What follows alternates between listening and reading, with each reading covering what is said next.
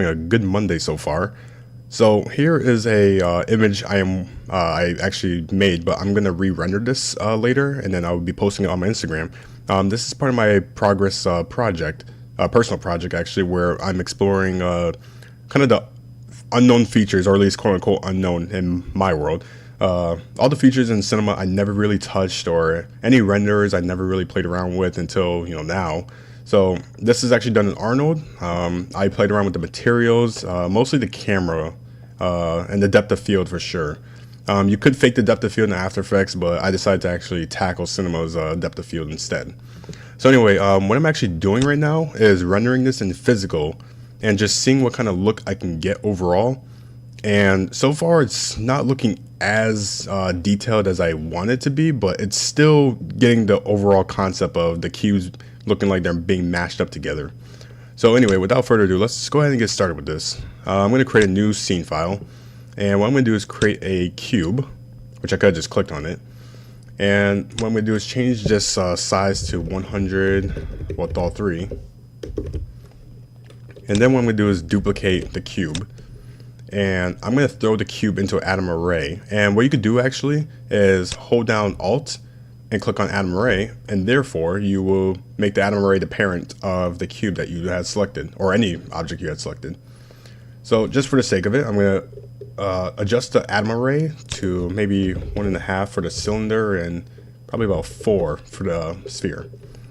And now I'm going to select both and make them a editable. And I'm going to drag the cube outside. I could delete that. And I'm going to do the same thing for this cube, because it just makes it a little easier. And now what I'm going to do is throw in a subdivision surface onto this cube. And what I could do actually is just hold Alt, and that way it makes it the parent of the cube instantly. And now for the next thing, we're going to throw both of these into a group. We can do that by simply selecting both, or just selecting one, and then holding Alt G. And I'm going to do the same thing for the cube, and that instantly puts both of them in a null. I'm going to put this one on top just for a little organization, so I know which one's which. And actually, just so that people are used to it, or I should be used to it, I'm going to rename this to outside cube, and I'm just going to leave this as cube. And now what I'm going to do is throw this into a cloner, and I'm going to select both and just bring it on there. And now you can see it's a little messed up, and that's because they need to be all in the group. And all I did was just put each cube or object into their own group. I didn't actually group the entire thing as a whole. So what I'm going to do is select both and then hold Alt G. And now you can see the cubes are now or where they should be.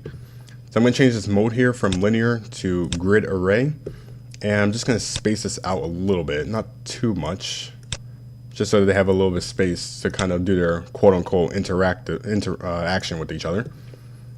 And now what I'm going to do is make sure my cloner is selected and go to MoGraph, Effector, Random Effector.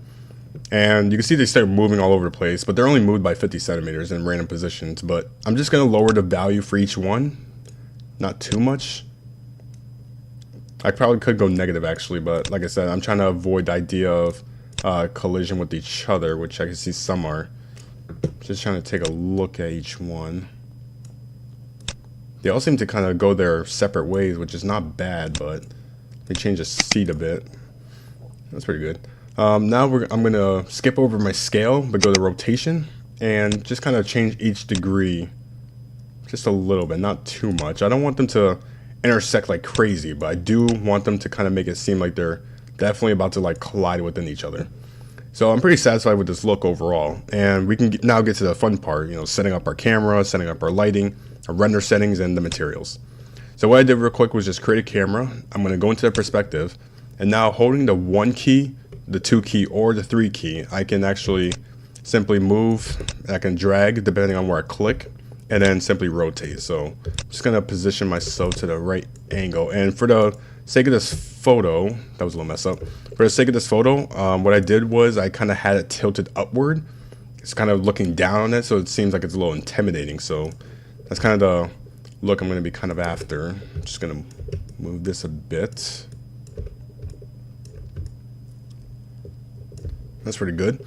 So now I can go into my render settings and change this to a physical. Change the outputs to 1080 by 1080. And there's not going to be animation, so I can just leave that alone. For the physical, I'm going to leave this at low just for the sake of this tutorial. And now what I'm going to do, just for a little quick effect, is ambient occlusion. That's just by right clicking and then go to ambient occlusion.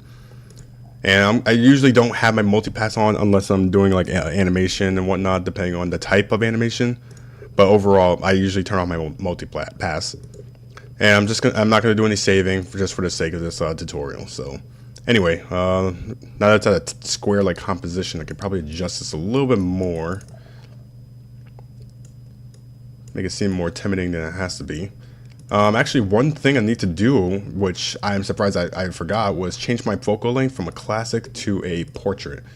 And now I have to kind of redo this. I forgot about that. I've been playing around a lot with camera properties and whatnot, so just kind of change this up a bit. I'm pretty satisfied with that. So now let's get into the fun part, the materials. So I'm just going to open up my group so I know which one's which. And I'm going to do the outside cube real quick by just creating a new material by double clicking. And I can go into this editor, and for the reflectance channel, let's go to add Beckman. And that's pretty much all there is to how I got the look for the cube. But I'm going to do a little extra and go to the bump channel. And for the texture, I'm going to go to noise. And I'm going to go into noise or shaded properties and change this noise channel from noise to electric, which is my favorite one. And I can increase the global scale to 500, so you still see some bumpy little areas. You know, black areas are going to be a little dense and white areas are not. And I usually don't mess with this octaves, but I noticed that some difference when you increase it, so I usually just increase it to about 8 just for the sake of it.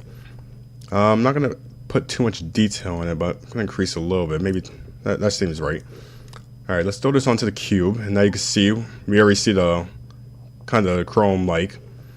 And actually, before I go on to the second material, what I'm going to do is just go to a physical sky, because this is what I normally do for my lighting when it comes to physical.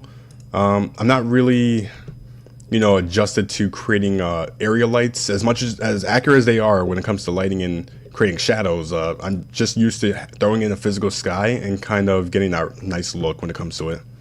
So lastly, let's create our material, and I'm going to throw this onto the cube right away. And let's go into the editor. And now what I'm going to do is just go into the reflectance channel and add another Beckman. But this time, let's go into the layer color and just kind of throw that down a little bit. Maybe 12%, 10%. Yeah, that seems about right. And for the transparency, I'm going to turn this on, but I don't want this to be crazy transparency or like see-through. I kind of want this to have like a nice refraction. And you can see they come with these presets. I usually leave it at about a water kind of number, which is about 1.333 if I'm correct. And for the Fresnel activity, I kind of lowered this down a bit, maybe about like a little lower than that. And I usually turn off this exit reflections just for the sake of it.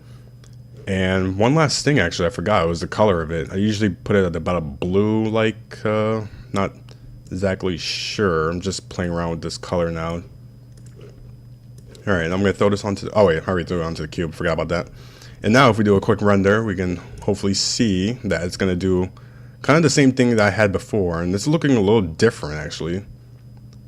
Alright, so we have a nice, good look at, you know, what we're getting here. And I kind of like this look, but, you know, it's not, like I said, it's not as detailed as the Arnold render would make it. But, you know, overall, I'm pretty satisfied with how physical would handle this kind of render. So overall, I'm satisfied with it. And I definitely think there could be a lot, you know, there's always a room to improve, like no matter what, because it's always like a progress thing for me. That's the whole point of my personal project. So anyway, I hope you guys actually enjoyed the tutorial.